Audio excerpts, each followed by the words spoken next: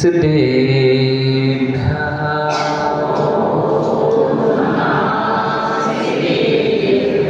ॐ नमः सिद्धेभ्यः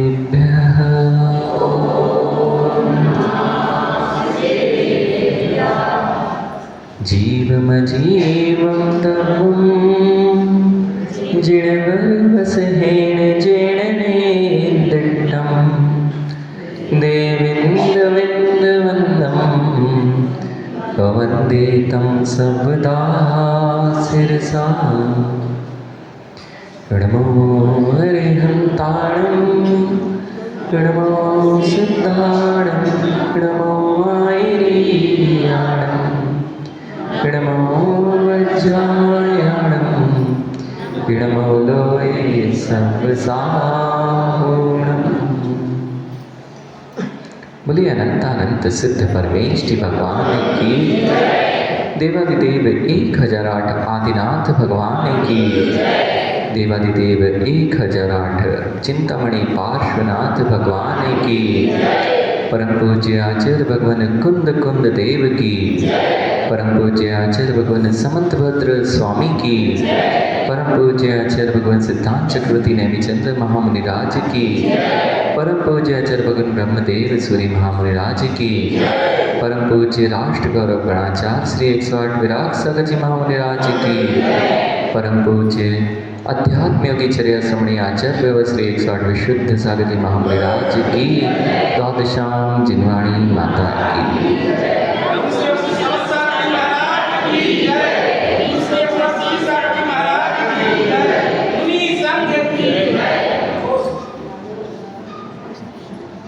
विगत कुछ दिनों से हमने जो उपेय तत्व हैं उनको प्राप्त करने के लिए क्या उपाय हैं, इन पर चर्चा प्रारंभ की थी और यह याद कर लिया था कि सम्यक दर्शन, सम्यक ज्ञान और सम्यक चारित्र यही वे परम उपायभूत तत्व हैं, परम उपायभूत भाव हैं जो जीव को उपेय अर्थात जो वस्तु मेरे लिए मोक्ष रूप में सबसे उपादेय निज शुद्धात्मा है उस तक ले जा सकते हैं।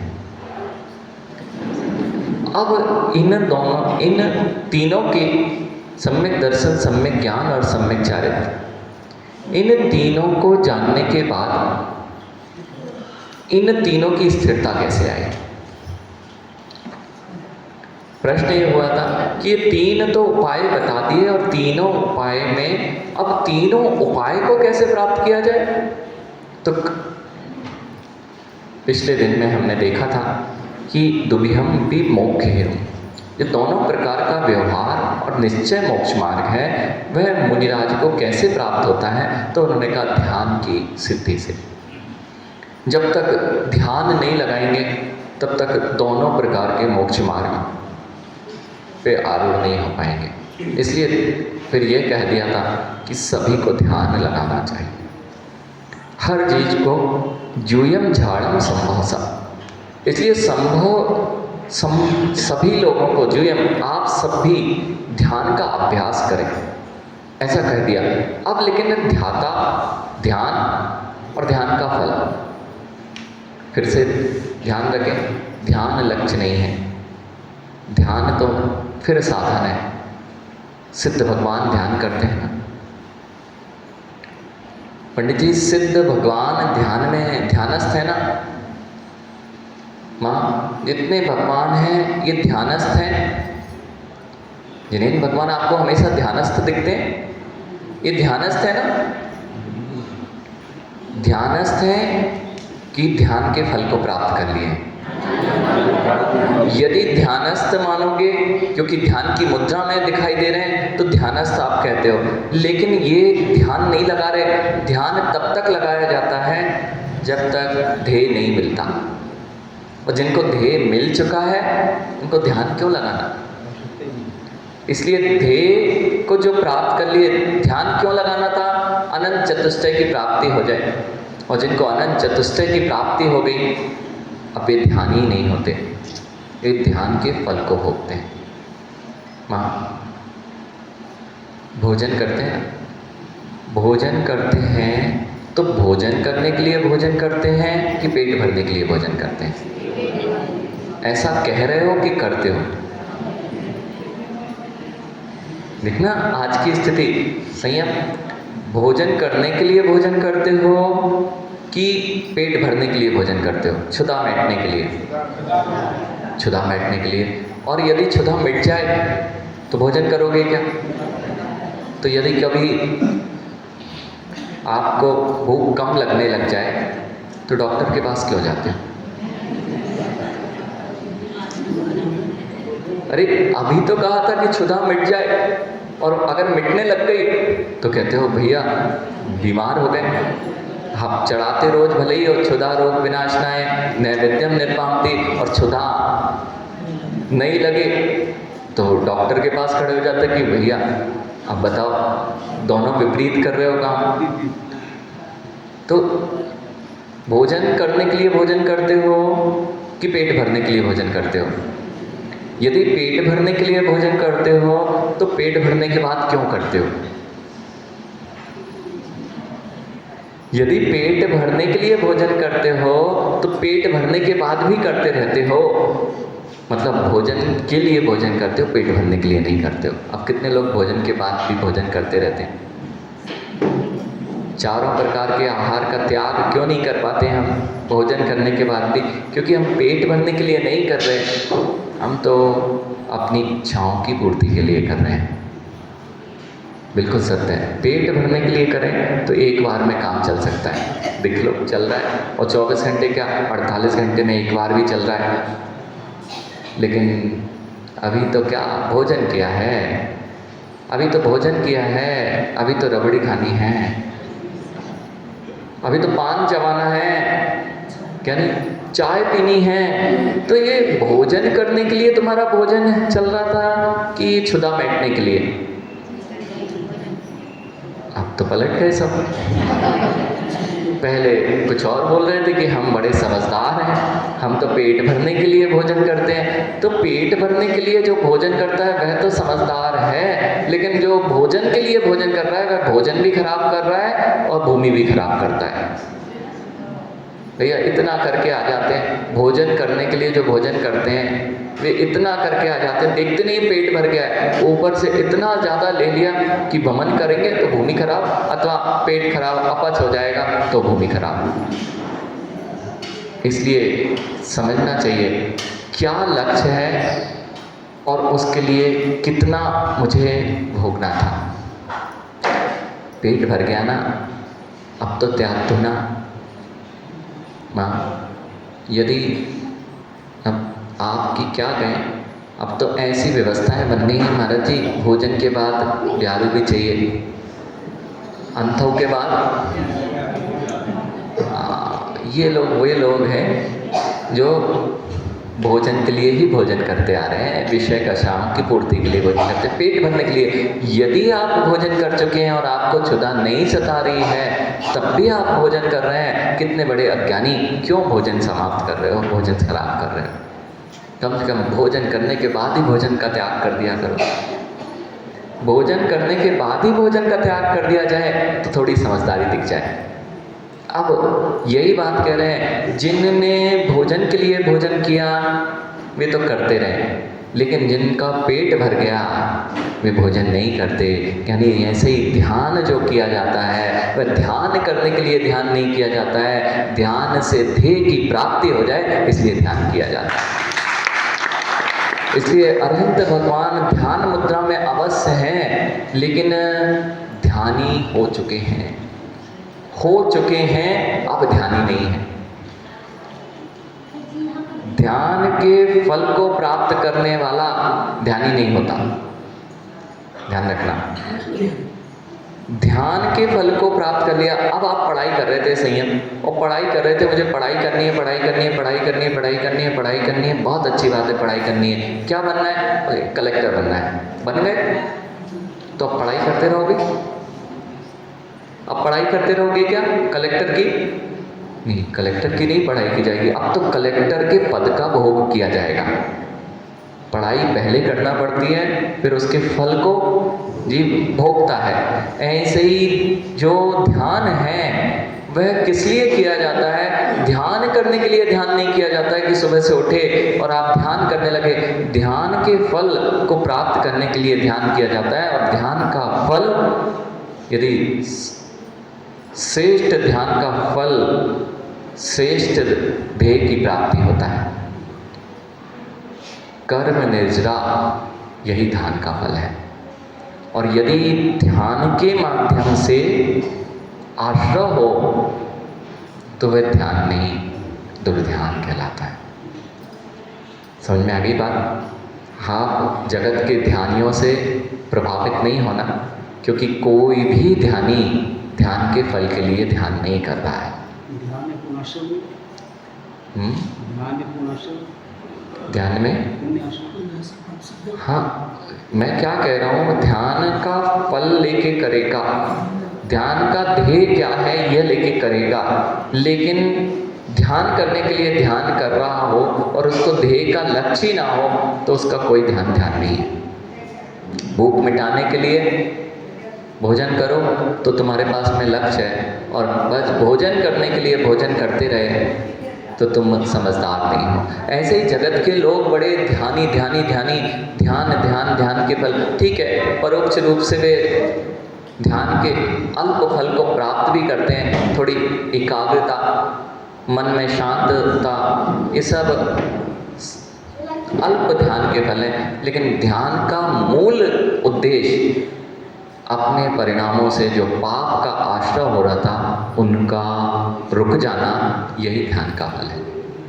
उनका रुक जाना और कर्मों की निष्ठा हो जाना। इसलिए जब अभी अरहंत भगवान ध्यानी नहीं थे, 13वें गुण स्थान में माँ, वे ध्यान नहीं करते, वे ध्यान के फल को भोगते हैं। लेकिन और ऊपर जाना होता है, जब शेष 4 कर्मों को भी नाश करना पड़ता है, तब मात्र एक और एकमात्र उपाय ध्यान होता है, जिससे कर्मों की निष्ठा होती है। इसलिए तृतीय और चतुर्थ शुक्ल ध्यान 13वें गुण स्थान के अंतिम समय में, अंतिम अंतर्मुहूर्त प्रमाण में 13वें के तृतीय शुक्ल ध्यान होता है, और चतुर्थ शुक्ल ध्यान जब करता है जीव तो वह कर्मों की पूर्ण निर्जरा करता हुआ सिद्ध अवस्था को, ध्यान के फल को प्राप्त होता है। इसलिए हमारे सिद्ध भगवान ध्यानी नहीं है, सिद्ध भगवान ध्यानस्थ नहीं है। अरे ध्यानस्थ का फल, जो ध्यानस्थ होके ध्यान के फल को प्राप्त कर गए, ऐसे वे अनंत सुख के भोक्ता हैं, उनका नाम सिद्ध भगवान है। अनंत फल के भोक्ता है, इसलिए वे सिद्ध भगवान है। इसलिए अब यहाँ पर ध्यान की बात प्रारंभ हो रही है। ये ध्यान से क्या क्या सिद्ध होगा, तो कैसा ध्यान होता है पहले तो ये समझ लेते हैं। मैंने कहा ध्यान किस लिए लगाया जाता है? कर्मों की, और बढ़िया अच्छा ध्यान लग रहा है, मान लड़के आए और ध्यान में बैठ गए, कल क्या क्या कहूँगा मैं किससे, आज पूरी रूपरेखा बन गई। और नहीं तो माँ ये नहीं बनाई तो माला फेरी, अब जाके घर में कौन कौन सी पूड़ी, कौन सी सब्जी और क्या क्या बनाना है, ये सब रूपरेखा कहाँ बन गई? ध्यान हो गया ना पूरा? ध्यान हो गया ना पूरा? पूरा ध्येय ऐसे ही हो रहा है। हम बैठे ध्यान में हैं, लेकिन ध्यान का ध्येय क्या चल रहा है? ध्यान में ध्येय क्या चल रहा है? फिर इसलिए ध्यान का ध्येय क्या होता है, जिससे कर्मों की निष्ठा होती है। इसलिए आज आचार्य भगवान सबसे पहले ध्यात्री पुरुष का लक्षण बता रहे हैं। हमें अपने आप को ध्यान के लिए तैयार करना है। ध्यान के लिए भी तैयारी हो रही है। ध्याता कौन होगा? जो ध्यान करता है वह ध्याता होता है। जब ध्यान करता है तो उसकी क्या स्थिति होगी, यहाँ पर वह बता रहे हैं। माँ मुझे मार जय माँ दुस्सह इठेसु थिर में जय जय चित्तम विचित्र झाड़प से दिए।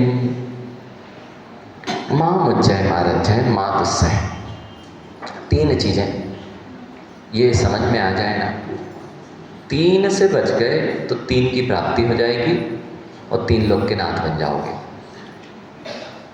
मात्र 3 चीजें। 3 से बच गए तो 3 की प्राप्ति हो सकती है, और 3 की प्राप्ति हो गई तो मोक्ष की 3 लोक के नाथ बन सकते हो। वे 3 चीजें कौन सी हैं? तो माँ मुझे, माँ रज्जय, माँ दुस्सह। मोह और राग द्वेष। क्या है 3? मोह और राग द्वेष। ये 3 ही तो हैं जो संसार चला रहे हैं। इन तीनों से हटा दो, बस काम बन गया। किस किस को संसार से काम बनाना है और संसार को किस किस को छोड़ना है? बस छोड़ दो मोह राग द्वेष। अभी पहुंचते हो मोक्ष मार्ग में, अभी पहुंचते हो रत्नात्रय धारी बनते हो। 3 छोड़ो, 3 को पाओ और 3 लोकीनाथ बन जाओ। बिल्कुल सत्य है। मोह छोड़ा, जिनने मोह छोड़ा, राग छोड़ा, द्वेष छोड़ा, इसलिए रत्नात्रय धारी बने। और जैसे ही इनका संपूर्ण अभाव कर दिया, वैसे ही वे 3 लोक के नाथ कहलाए। अब समझ लेना, जगत ने, भक्तचंद जी, जगत ने जितने लोग हैं उनने द्वेष छोड़ने की बात करी, लेकिन राग छोड़ना पड़ता है, ये कोई बात हुई? हाँ, राग नहीं छोड़ोगे तो द्वेष का भाव नहीं होने वाला है। इसलिए यहाँ पर कह रहे हैं मोह भी छोड़ना पड़ता है, राग भी छोड़ना पड़ता है, और द्वेष भी छोड़ना पड़ता है। अरे द्वेष भी उन्हीं से होता है जिनसे राग था। जिनसे राग नहीं है उनसे तुम्हारा कोई द्वेष नहीं है। अरे पाकिस्तान से अगर आज द्वेष दिखाई दे रहा है, तो पाकिस्तान अगर आपका हिस्सा नहीं होता ना, तो कहाँ आपको द्वेष हो रहा था? पहले आप एक में एक थे, एक दूसरे से संबंध थे। अब तुमने बीच में दीवार खड़ी कर ली, इसलिए द्वेष की भावनाएं आ गई। ऐसे ही जगत में हमारे जितने द्वेष होते हैं माँ, अनजान से नहीं होते हैं, कहीं ना कहीं हमारा संबंध उनसे पूर्व में था, इसलिए वे द्वेष रूप में दिखाई देते हैं। जितने लोगों को आज तक बिल्ली और कुत्ते नहीं दिखे हों, और चूहे और बिल्ली नहीं दिखे हों, उनसे अगर वह सीख लें तो कभी एक दूसरे के प्रति बुरी भावना ना रख पाए। अब बहुत अच्छा आपको समझ में आएगा। माँ,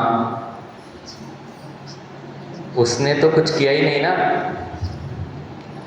चूहे ने बिल्ली का क्या बिगाड़ा? बिल्ली ने कुत्ते का क्या बिगाड़ा? कुछ बिगाड़ा? फिर भी कुत्ता बिल्ली के पीछे भागता, बिल्ली चूहे के पीछे भागती।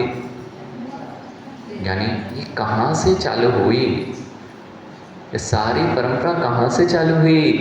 परिणामों से ही तो चालू हुई। ये कुछ नहीं किया, जैसे आप अभी कुछ नहीं कर रहे किसी के लिए, लेकिन परिणाम एक दूसरे के प्रति कलुषित करके रखे हो। कोई बात नहीं, अभी कर नहीं पा रहे, अगली पर्याय में कुत्ता बिल्ली करके बन के करना। बिल्कुल सत्य है। जो जन्मजात बैर कैसे आधारित हो जाता है? जब एक दूसरे के प्रति जो बैर भावनाएं होती हैं वे पल्लवित होती जाती हैं, उसका फल जन्मजात बैरी के रूप में वहाँ पर उत्पन्न हो जाता है। कई बच्चे माँ, अपने ही कोख के बच्चे को माँ प्यार नहीं कर पाती, और बेटा माँ को प्यार नहीं कर पाता। क्यों?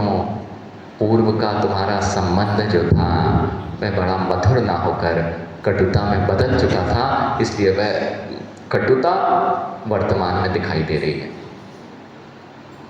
वह कटुता वर्तमान में दिखाई दे रही है। इसलिए यहाँ आज कह रहे हैं, समस्त मोह राग द्वेष जनित विकल्प जाल रहित निज परमात्म तत्व भावना समुत्पन्न परमानंद एक लक्षण सुखामृत रसात्मकाश साकाशा दुध गता संजाता तत्रेव परमात्म सुखास्वादे लीना तन्मया साधु परम कला परम संवित्ति तत्र स्थित्वा हे भव्या मोह राग द्वेषान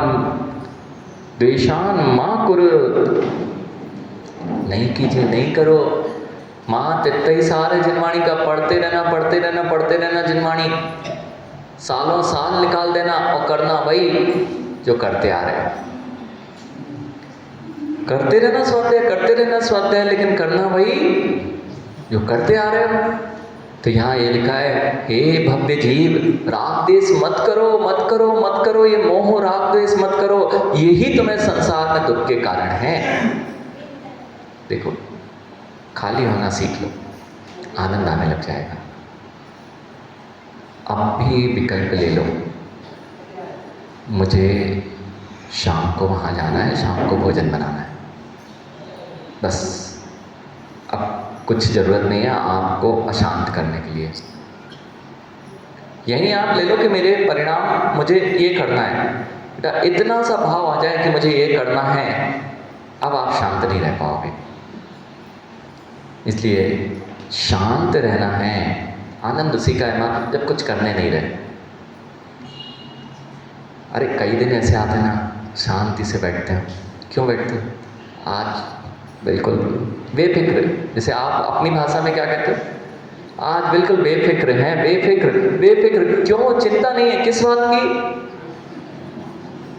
किस बात की चिंता नहीं है? बिल्कुल कुछ नहीं, कुछ नहीं, शांत, बिल्कुल बेफिक्र हो गए हम तो, निर्विकल्प हो गए। आप लोग हो जाते हो, बच्चों की शादी कर दी तो क्या कहते हो, अब महाराज जी बिल्कुल निर्विकल्प, पंडित जी निर्विकल्प हो गए ना। यानी ऐसा वाला निर्विकल्प नहीं चाहिए जो परिणामों में उथल पुथल होती है, जो भावों में उथल पुथल होती है। वही निर्विकल्प दशा तुम्हें निर्विकल्प दशा दिलाएगी। और तुम परिणामों को नहीं संभालना चाहते और सोचते हो कि हम निर्विकल्प होंगे कभी, तो कभी नहीं हो पाओगे। सब लोग शांति तो चाहते हैं, लेकिन शांति का उपाय कोई नहीं करना चाहता है। महाराज जी, शांति का उपाय यही है कि परिणामों में होने वाली उथल पुथल को शांत कर लिया जाए। यहीं बैठे बैठे परिणाम ऊपर नीचे हुए और आपका चित्त शांत हुआ। आप चाहकर भी शांत नहीं रह सकते, बैठे रहना। देखो, कुछ करना नहीं होता है कैदियों को। क्या है, अब जेल में है, पूरा 24 घंटे क्या करना है? कुछ नहीं करना। तो कुछ नहीं करना तो बड़ा अच्छा काम है। आप लोग तो कितना करना पड़ता है, दिन भर फुर्सत ही नहीं मिलती, दिन भर फुर्सत नहीं मिलती। अगर कुछ शांत होने मंदिर जाने को कि भाई थोड़ी देर अच्छा पूजा कर लिया करो, महाराज जी इतनी फुर्सत कहाँ है? दिन भर लगे हुए, रात भर लगे हुए, तो फुर्सत नहीं मिलती। उनको तो मिलती है ना, तो वे लोग तो बड़े अच्छे ध्यान करते होंगे, उनके तो शांत परिणाम होते होंगे। क्यों? कुछ करना ही नहीं है। माँ, जैसे आपको बोल दिया जाए आज आपकी चौके से छुट्टी, ठीक ना, चौके से छुट्टी, आज बहू आई है, वही पूरा करेगी, बड़ी खुश हो जाएगी माँ। तो बहू ही पूरा करेगी, हमें जाना ही नहीं है, आज तो हम बैठ के खाएंगे। इसलिए तो आप लोग निर्विकल्प हो जाते। बहू आ जाती कि अब हमारी छुट्टी हो जाएगी, लेकिन होता कुछ उल्टा ही है। जो है सो है, आप सब जानते हो। संयम ये लाती बड़े अच्छे से माँ कि मेरे बेटा है, मेरा बेटा है, और जब बहू आ जाएगी तो हम आनंद में जीएंगे। मैं सब आनंद में हो ना, लगता ये है कि आनंद आएगा, लेकिन हो सकता है किसी की बहू बहुत अच्छे पे हो, लेकिन तुम्हारा आनंद क्यों नहीं आ रहा? क्योंकि तुम वो कैदी की तरह हो। कैदी की तरह कुछ नहीं करना, फिर भी दिमाग तो चलाना ही है।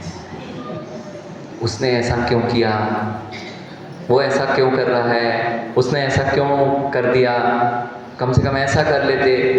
कुछ कर धर पा नहीं रहे हो, मात्र दिमाग चला रहे हो और अपने को शांत कर रहे हो। इसलिए वृद्ध अवस्था में अगर शांति चाहिए हो तो कौन क्या कर रहा है, इसको जितनी जल्दी छोड़ोगे उतनी जल्दी शांत रह पाओगे। घर में सबसे बड़ी समस्या वृद्धों के उदास होने की यही है। बच्चन जी, जब दुकान बच्चों को सौंप ही दी तो अब आप काहे पूछ रहे शाम को कि भैया कितने आए? ये तो विकल्प चल रहे, कुछ करना ना धरना, लेकिन पूरी दुकान चल रही थी दिन भर से कि ये बच्चा यहाँ घूम रहा है, उसको तो दुकान पे होना चाहिए था। तुमने छोड़ी किस लिए थी कि अब मैंने जीवन पर्यंत बहुत काम कर लिया, थोड़े दिन शांति से रहूँगा, लेकिन बंद करने के बाद भी शांति कहाँ हुई? क्योंकि तुमने पूरे के पूरे परिणाम वहीं लगा रखे थे कि वह क्या कर रहा है, और उसने यहाँ नहीं आया तो दुकान, और शाम को आके अगर पूछ लिया भैया चली कि नहीं आज अच्छी, तो तुमने दिन भर की अपनी फुर्सतियाई में अपने आप को शांत नहीं कर पाए, आपके परिणाम वही चलते रहे। सौंप दो, बहुत जल्दी सौंप देना चाहिए। राजकुमार जी, जितने निर्विकल्प हों, मात्र जिम्मेदारियां मात्र अपने नाम के लिए नहीं सौंपना चाहिए, अधिकार भी देना चाहिए। होता यह है, हमने किसी को जिम्मेदारी तो सौंपी लेकिन अधिकार नहीं सौंपे, अब कभी भी कार्य अच्छा नहीं होगा। माँ, चाहे घर की व्यवस्थाएं हों, चाहे बाजार की व्यवस्थाएं हों, सामाजिक व्यवस्थाएं हों, राष्ट्र की व्यवस्थाएं हैं, यदि जिम्मेदारी दी गई है तो अधिकार दिए जाएं, नहीं तो राष्ट्र नहीं चल पाता। पंडित जी, ऐसा हुआ है, नाम किसी और का चलता है, पद पे वो है लेकिन अधिकार उसको नहीं है। ऐसा आपने देखा है? ऐसा राष्ट्र कितना तरक्की करता है ये आप जानते हैं। ऐसे ही माँ, यदि आपके घर में कोई बड़ा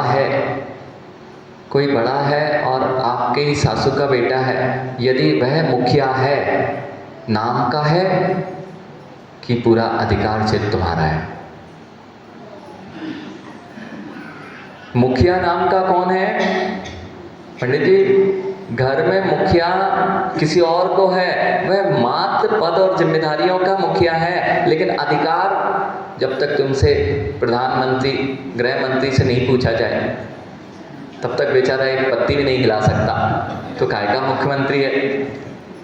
गृह मंत्री की इतनी चलती, तो ये मैंने क्या कहा, आपने बहुत सारी जिम्मेदारियां दी जाती हैं, उसमें अधिकार नहीं दिए जाते, वहाँ कार्य सफल नहीं होते। जिम्मेदारियां दो तो अधिकार दे दो और निष्पक्ष हो जाओ।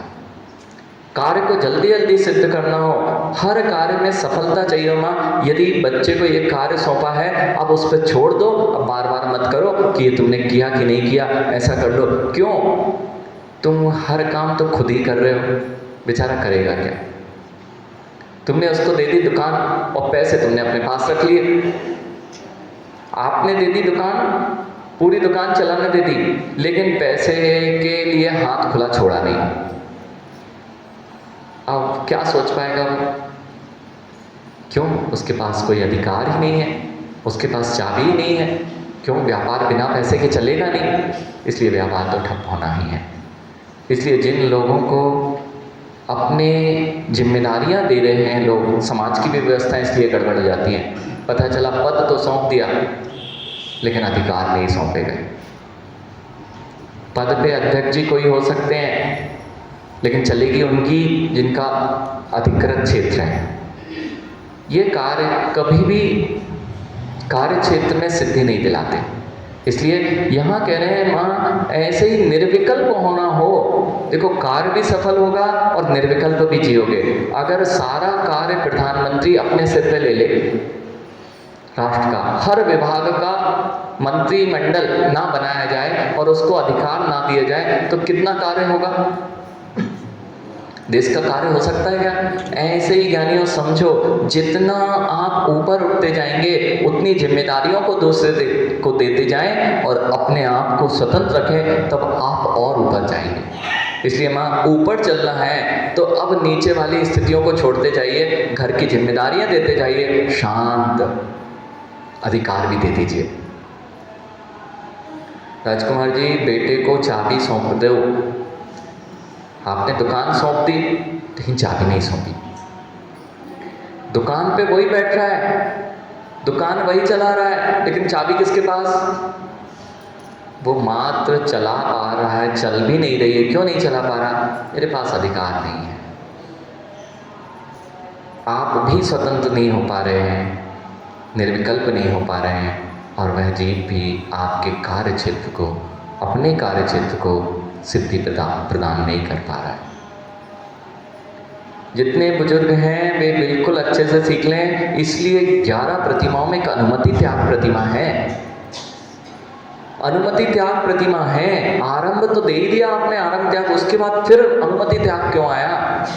अभी लग रहा था इसको जरा सलाह दे दी जाए कि इसका व्यापार अच्छा चल जाए। तुम व्यापार नहीं कर रहे थे, लेकिन तुमसे बड़ा व्यापारी कोई नहीं था। आप घर में बैठे हो, जा नहीं पा रहे हो, लेकिन व्यापार तो पूरा चला रहे हो, तो इसलिए तो निर्विकल्प नहीं हो रहे माँ। इसलिए आप शांत बैठना चाहते हो। यदि कोई जिम्मेदारी लिया है, घर पे चौका यदि कोई संभाल रहा है, है, बच्ची ने ही आपके घर में चौका आज वो बना रही है, अब शांत होकर आनंद लो ना, क्यों उसमें अपना परिणाम ले जाते हो? यही राग द्वेष की दशा तुम्हें शांत नहीं होने देती। ये छोटा सा उदाहरण, ये छोटे से दृष्टांत जीवन को बहुत बड़ा ऊंचाइयों तक ले जा सकते हैं। ऐसे ही बहुत ऊंचाइयां चाहिए हो तो बहुत सारे राग द्वेष को छोड़ते जाओ। ये घर क्यों छोड़ना पड़ता है पंडित जी? घर क्यों छोड़ना पड़ता है, वस्त्र क्यों छोड़ने पड़ते हैं? उसका मूल कारण है इनके छोड़े बिना,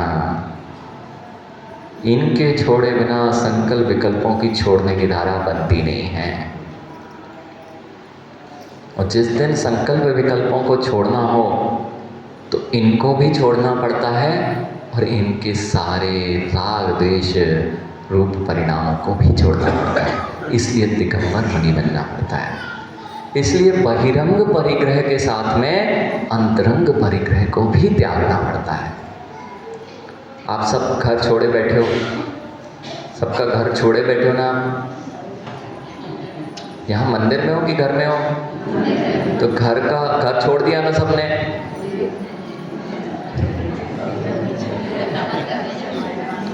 हम लोग देखो मंदिर में बैठे हैं, हम लोग संत भवन में बैठे हैं, तो हम लोग संत भवन में हैं तो हम घर में रहते हैं। संत भवन क्या है? ग्रह है, तो हम घर में रहते हैं, तो हम लोग क्या है? सागारी। और आप लोग घर छोड़े बैठे हो तो अनगारी। आप सब कौन हो? अनगारी। क्यों? घर छोड़े बैठे हो ना। जिनका घर नहीं, साकार कौन कहलाता है?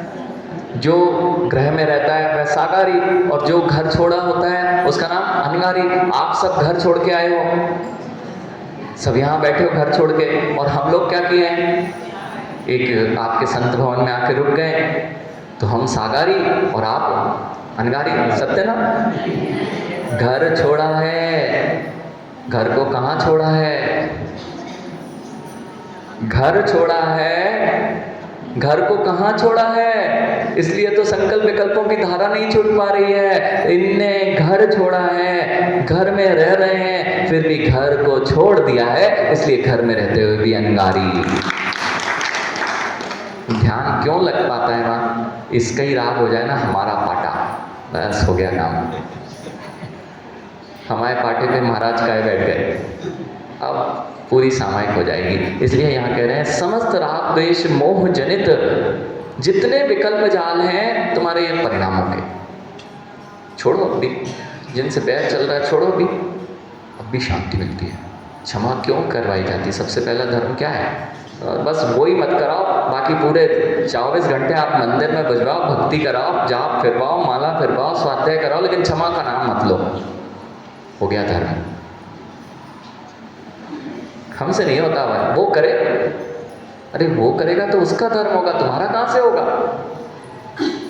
तुम्हारे अंदर में यदि शांति चाहिए है तो अंतरंग में धर्म यही कह रहा है, सबसे पहले मोह राग द्वेष, और मोह राग द्वेष और कुछ नहीं है, अंदर में होने वाली कषाय। मिथ्यात्व परिणामों को मोह कहा गया है। दर्शन मिथ्या को यहाँ दर्शन मोहिनी को मिथ्यात्व में रखा, और चारित्र मोहिनी को राग द्वेष को, क्रोध मान माया लोग को यहाँ पर राग द्वेष के अंतर्गत निहित किया गया है। शांति चाहिए कितने को? अब नहीं हाथ उठाएंगे। हाँ, अब इसलिए नहीं उठाएंगे महाराज, चाहिए तो है फ्री फोकट में। हाँ बिल्कुल फ्री में चाहिए, कुछ ना करना पड़े। भाई कुछ नहीं करना पड़ेगा, तुम्हारे हाथ का कुछ नहीं जाएगा, केवल मस्तिष्क का चला जाए, अब भी शांति मिलती है।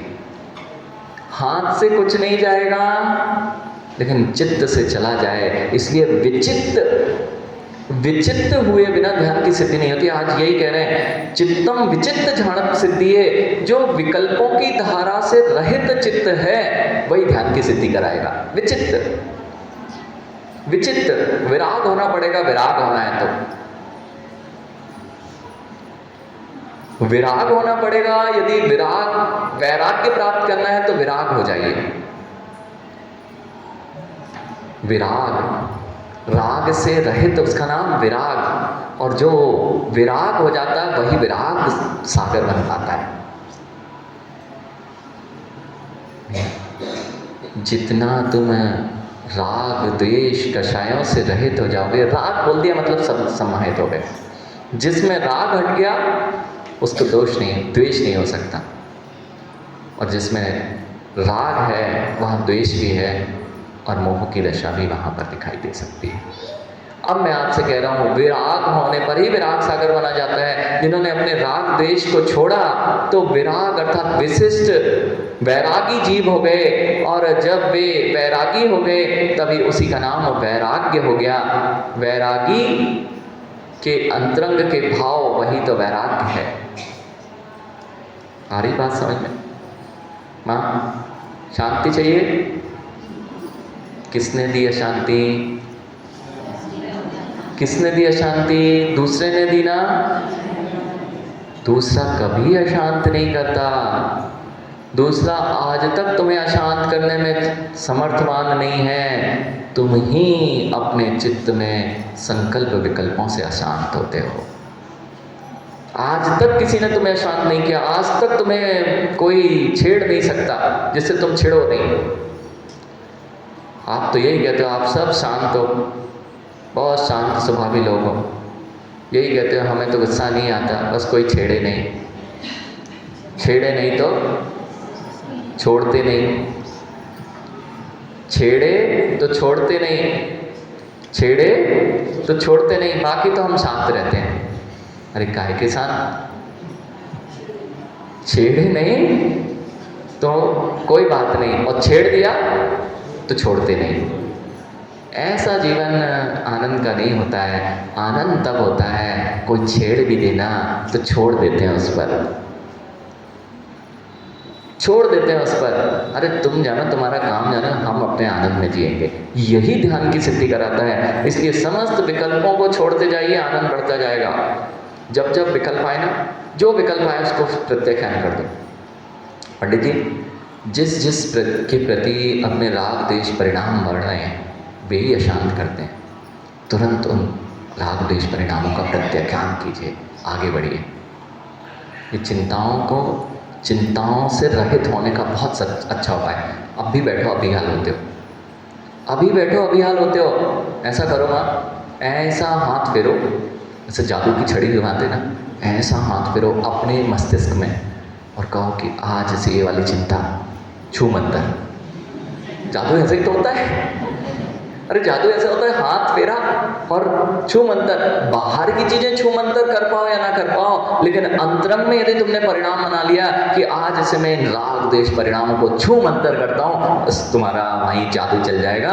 और जितनी चिंता है, जितनी ये बुद्धि भ्रष्ट हो रही है, अब भी बिल्कुल शांति मिलती है।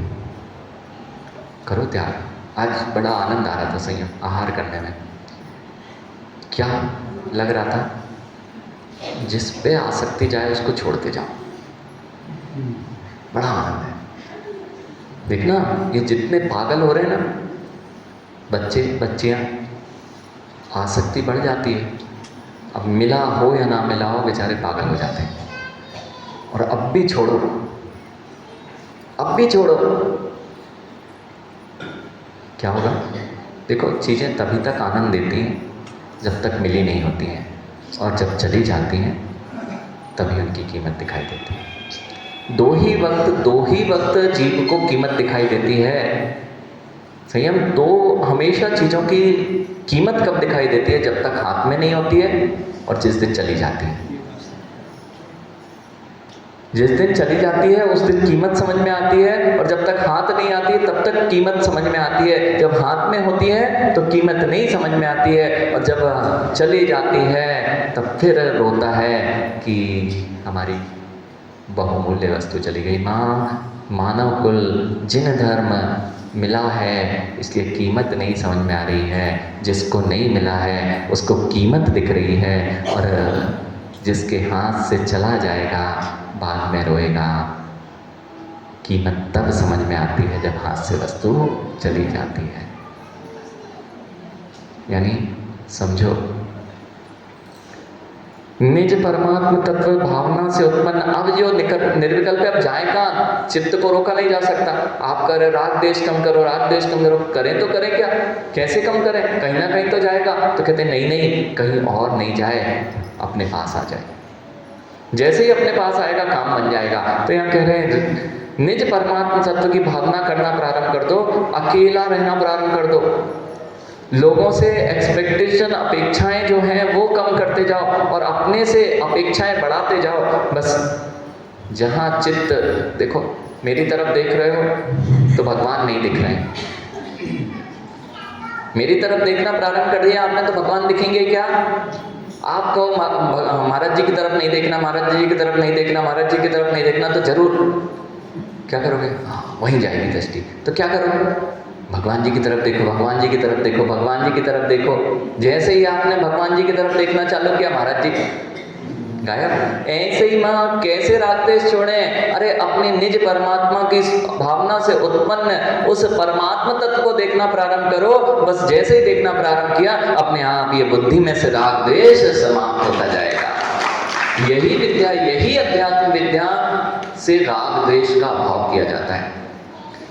परमानंद, बस आनंद ही आनंद। अरे किसी से कुछ लेने देना नहीं मुझे। परमानंद, एक लक्षण सुखामृत, ऐसा सुख रूप अमृत रस साकाश अच्छी तरह से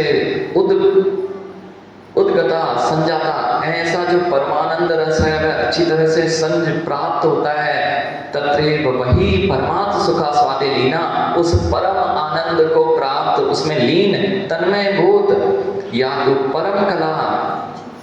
हाँ, बहुत सारी कलाएं हैं जगत में, 72 कला कही गई है जगत में। 72 कला कही है इस जगत में। 72 कलाएं, उसमें 2 ही सरदार हैं, 2 ही कला सरदार हैं। एक है जीव की आजीविका और दूसरा है जीव उद्धार। जीव का उद्धार और जीविका, ये 2 कला ही। इसलिए परम कला जो है वह यहाँ पे कौन सी है? तो कह रहे हैं जीव का उद्धार, अर्थात ऐसी परम कला को प्राप्त करना है। तो वह कौन सी होती है? परम संवित्तिस तत्र, जहाँ निज स्व से वेदन होता है, वही परम कला है। बाकी सारी अपर कला है।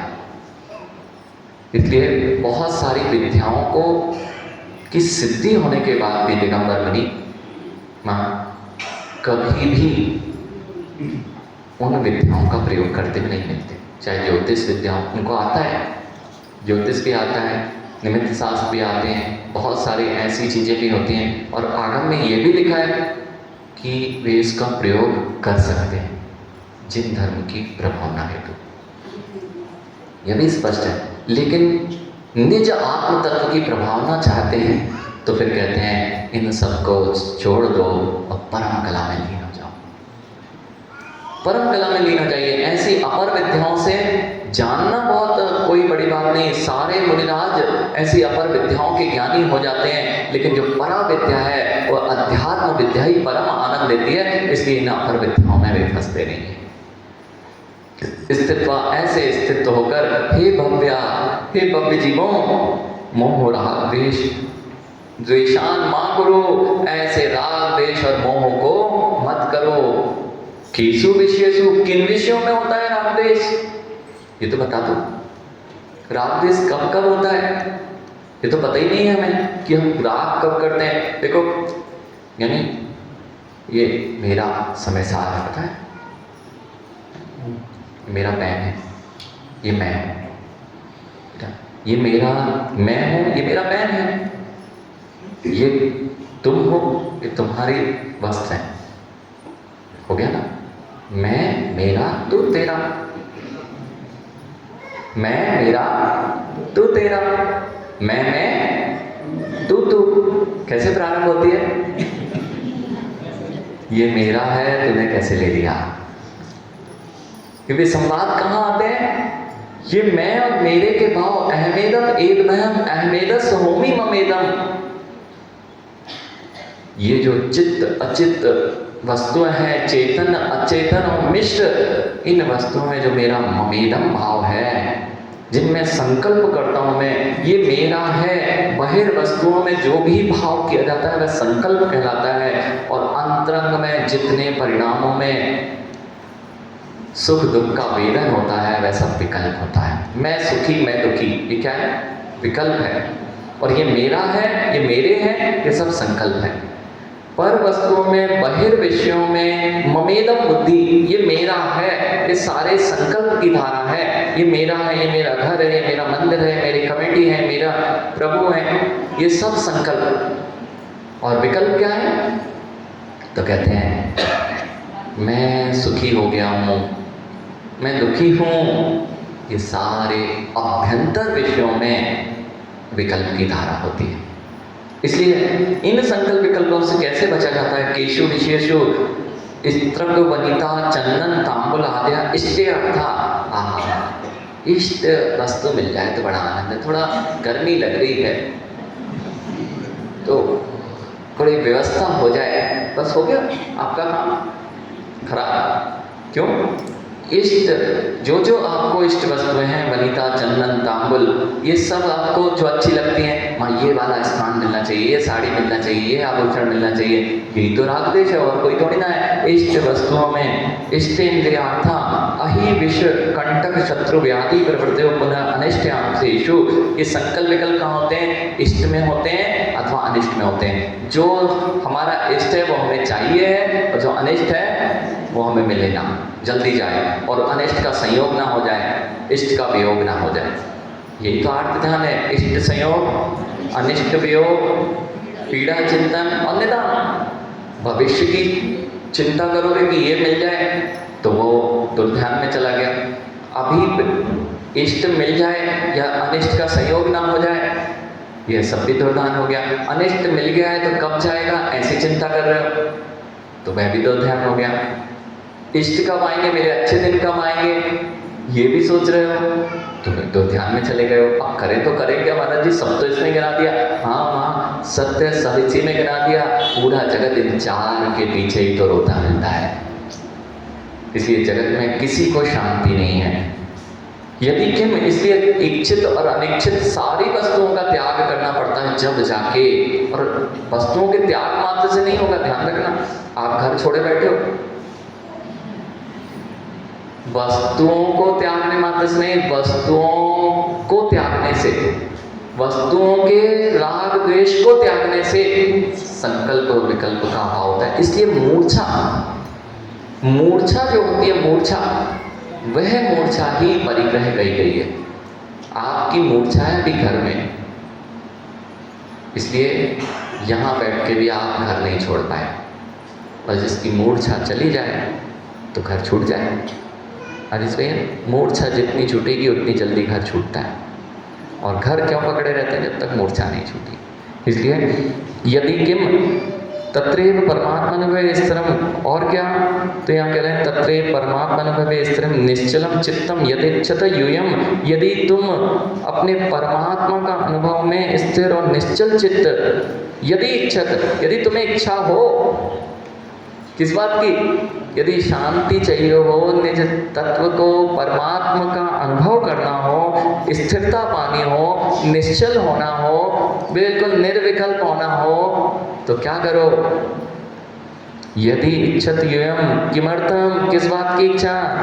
विचित्र नाना प्रकारम यद ध्यानम तत् प्रसिद्धे निमित्तम।